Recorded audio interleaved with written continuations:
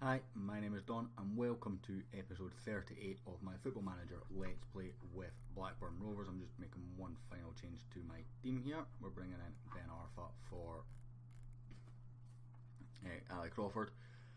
Playing Liverpool today. As you see, we've got Knox and Gregory up front.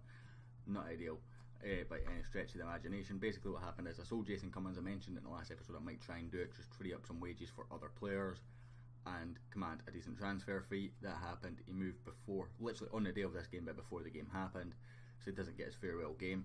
Paul McDonald was also injured, so we're stuck with two strikers. I've even had to promote Peter Marsden, this lad from the under-18s. Not really that thrilled about that, if I'm honest. Don't really know what more to say on that. Digby's also been rested, so Petty comes in. Everything else will be as is. Kind of wanted to rest Full and Important, but I don't want to bring Primate in as well when we're as weak going forward and then make it us weak at the back. One game since the last episode, which was Manchester City. That was against West Brom, 0-0 draw. Feel like we maybe slightly edged it, we just couldn't score, but we'll get into this match. Morrison wants number 9, no chance mate. See if we can give you 99. I don't think we can. I think that might be at Paul McDonald's shoes. It is, so we'll give you the 98. So other than that, it's a bit frustrating. We've got a lot of injuries. A lot of players went out to try and free up these with the wage bill. I'm still trying to get rid of a couple, particularly in the attacking midfielder slot. But if we can get, and Charlie Adam, but if we can get rid of those, I'll be very confident that we're able to replace them with better quality for similar sort of prices. We've got one bid gone in, accepted, and in transfer negotiations for a centre back, which is one position I really wanted to get, because we're particularly weak behind our front three of centre backs, and this guy will be challenging with them. We need a striker, at least one striker, probably two, and we could maybe use a midfielder. So it's not an ideal window. We've got some money to spend. The wage budget is the issue, and I can't get the board to move that. With the Jason Cummins deal anyway, we've got transfer budget to spend. So another centre back I'm looking at, that if he's still on the transfer list towards the end, I will pretty much beg the board to sign him. But I don't want to go into my normal transfer budget in the same way that I did with Grant Hanley a couple of years ago now. When I basically asked them to buy him and they swallowed up my whole transfer budget to do it, as well as using a little bit extra, and we lost out on Mel to get a couple of players because of it. So I'm waiting on seeing what we can get. Normally, as I said, looking for a good few players though, see what we can do. Liverpool building up here. It's onto Joe Campbell. Didn't expect to see that name on a Liverpool shirt. Emre Can, Rika, Emre Can, Jordan Henderson even, used to Liam Henderson. So, Firmino, that's a decent effort to be fair, not much we could have done about that. Just couldn't get close to them to tackle them, and then a really good strike from Roberto Firmino. Again, we're 1-0 down inside 5 minutes. It's not ideal, although we've not lost big in the games where we've been down 1-0 in the first 5 minutes. We are sitting just above the relegation zone, which isn't ideal. We do need to start picking up points, but we've played all the big teams in such a cluster with a couple of the lower teams, which isn't ideal because it means that the morale isn't there when we're playing the lower teams that are maybe playing against each other going into these games, which is unfortunate. And we obviously blew it against Swansea, played absolutely horrifically, unlucky against West Brom. I did in the end get offered an interview with West Brom, which I declined. Got offered another interview as well, I can't remember who it was with now. And the other thing to note is Simon Cooper, who was one of our youth coaches, has got the Southend job, so we've lost him as well. So there's lots of changes going on. We're having to make so much to be able to stay in the Premier League here. And I think I might have got it wrong, but selling Jason Cummins was the right decision. He wasn't at the level required for Premiership football. Unfortunately, he'd had a horror season, and even if we can't get a striker, I'd be just as happy having Matthew Knox in as I did Jason Cummins. The problem is I sold Will Keane as well, which means that I need to bring in not just a replacement for Jason Cummins, but at least a backup striker has to come in, which is the issue. I've looked at the transfer and loan list, and there's not a whole lot there that we're going to be able to get cheap, to be honest. I think I've made a bid for one guy on loan. It's going to cost us a fair bit of money as well to do that, but he has only less wages than Jason Cummins, which is handy. But the reality is we need to get rid of guys like Henderson, Adam, and Ben Arfa, who are in and out of the team and swallowing up a decent chunk of our wage budget.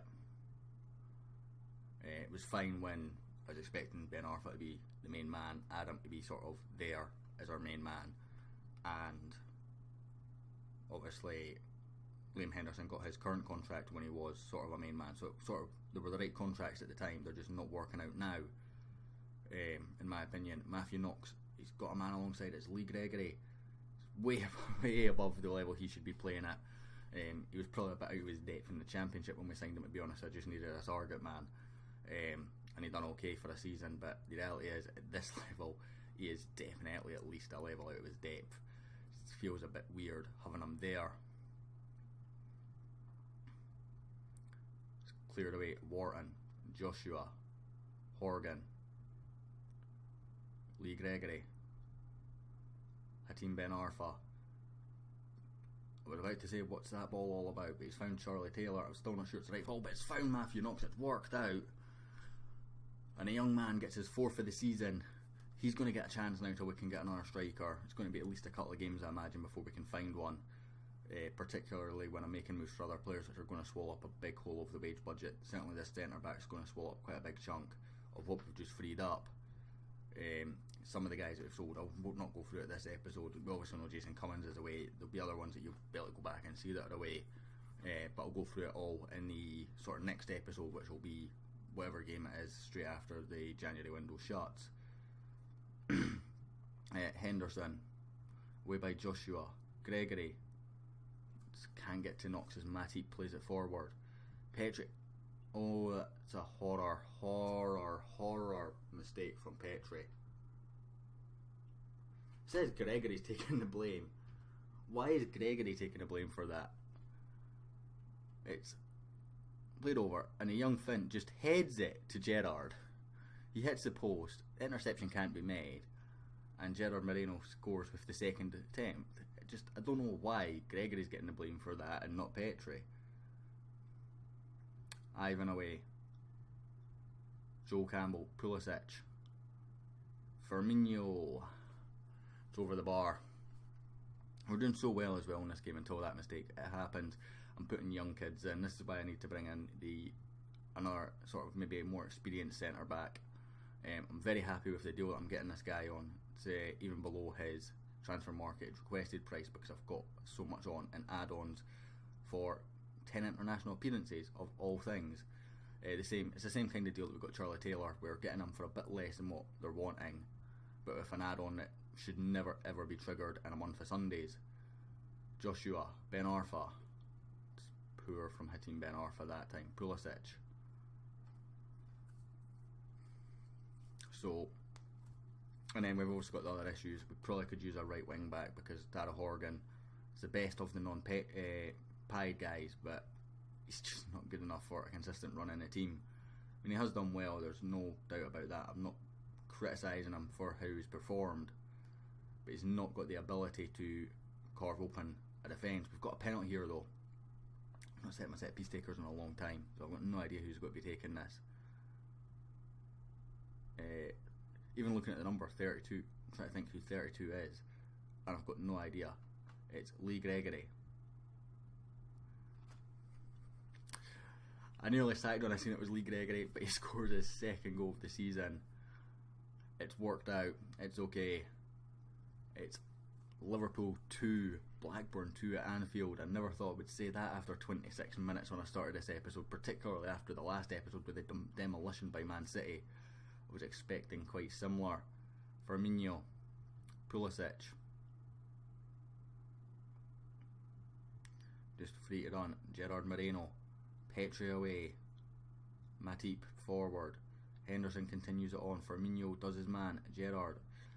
Horgan steps in. Gregory can't win it. Rika. Pulisic. Firmino. David Raya taps that wide.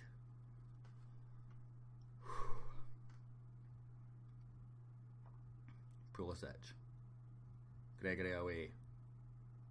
Firmino to Joe Campbell. over the bar.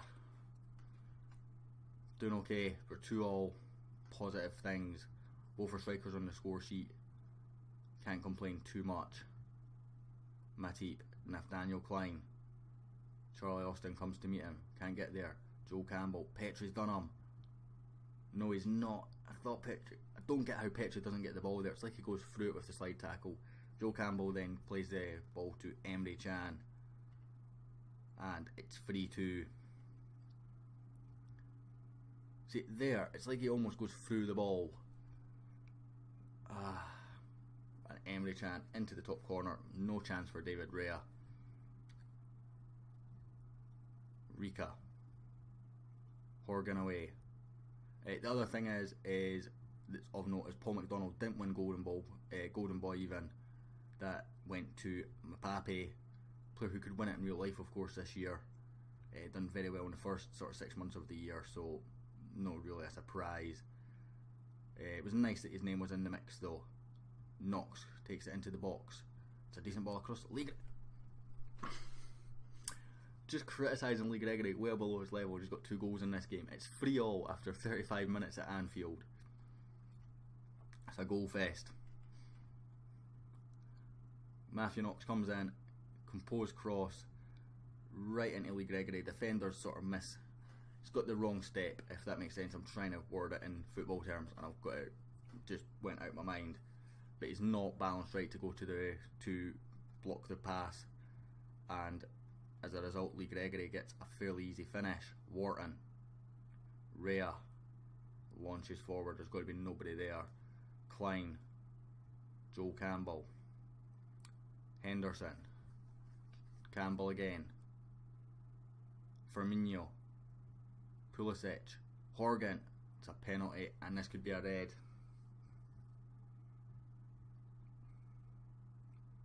Keep your mouth shut, buddy.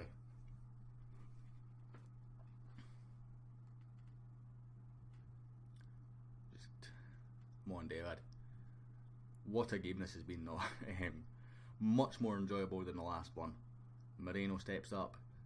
Rhea goes right. Just can't get there. It's 15 for the season for Gerard Moreno. Done very well. From the replays you see Rhea just goes underneath him. It's unlucky. Good effort, David.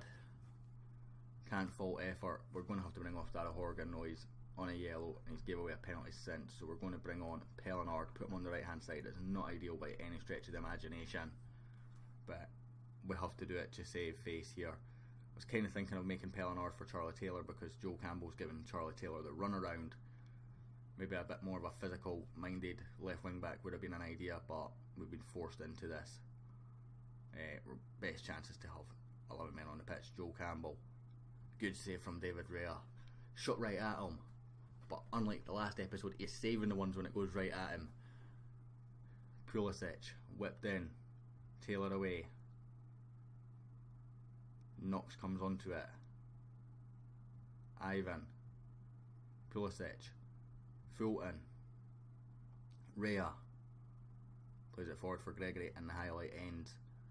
Even then, at 4-3 at half time, what a game it's been to watch. And even when I'm losing it, I'm quite happy about this performance, to be honest. Much, much better performance than what we've played of late.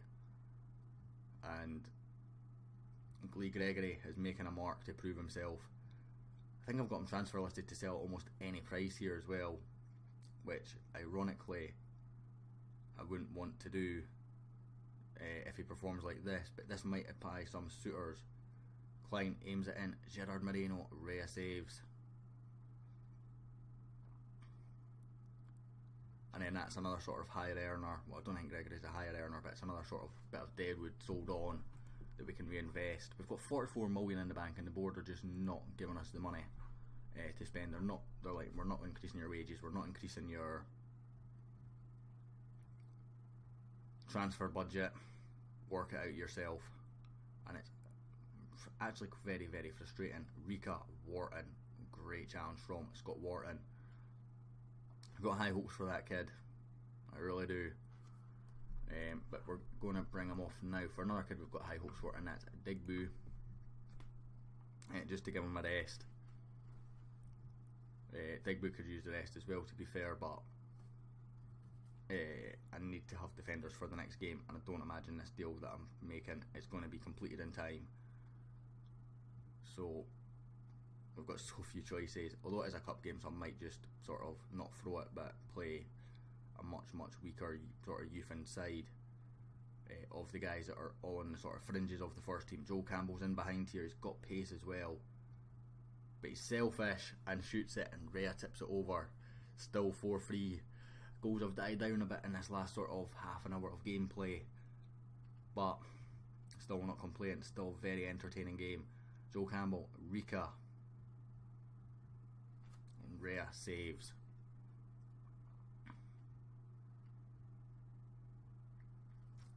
Going to make our last sub. It's going to be Jack Evans for Joshua, who's also tired, and I need him for fit for the next game.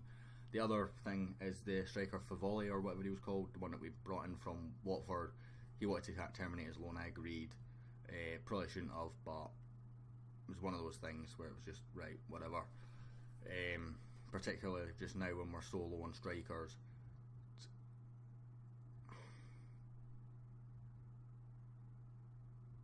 Hits a crossbar, hits Rhea, and goes in by the looks of that. That's unfortunate. Played so well. It's been one of those games where both teams have just gone for it. So Rhea gets a hand to it, onto the crossbar, and then in. It's unfortunate. It's one of those things. Seen a lot of those goals recently, and it's really frustrating me. And Gregory, Ben Arfa, Evans. Back to David Rhea. Feels like one of these pointless highlights. Plays it out. Pellinard, great in the air, of course. Gregory, Ben Arfa, Matthew Knox. He's done a man. Oh, that would have been so beautiful. That would have been almost the icing on the cake. Doesn't quite work out for young Matthew Knox though. David Rhea with the free kick. Evans heads down, only for Sabitzer. Excuse me, Ward-Prowse. It's in behind for Gerard Moreno. He's lethal. We know that. But Rhea is equal to him. We've conceded 5 goals here. I'm elated with their performance. Defensively, it's not been the best, but you know, we've got a lot of young lads in defence. I can't complain too much. That's my fault for not being able to sign a defender in the summer. Other than Digby, probably shouldn't have loaned out Prince Guano. All these little things, but you know, it worked. I was thinking more of the youth development aspect. It's not worked out. Thought Petri and Pimenta probably weren't that far off. Petri's had an absolute shocker here. Might loan him out for the season now. Get him some first team football, hopefully at championship level, maybe top end of League One would be ideal for him. Go out, get another 20 games this season would help his development and maybe boost his confidence a little bit. Ward-Prowse whips it in. Thought that was another penalty there. It's not, thankfully. Pellinard throws to Digby. Big Frenchman, just the worst pass in history from the big Frenchman, just straight to a guy in another shirt. Sabitzer. Digby does win it back, but that's full time. Liverpool 5, Blackburn 3, a bit of a goal fest here. 8 goals for you guys. And a bit of a better performance in the last one. I'm sort of praising the team for it. No, it wasn't the greatest performance in the world, but it was something against a team that's much better than us. 4 points above the relegation zone, which is good. We're still a point above Wolves, and a win still takes us up to 14th. So you know, we're not that bad shape right now.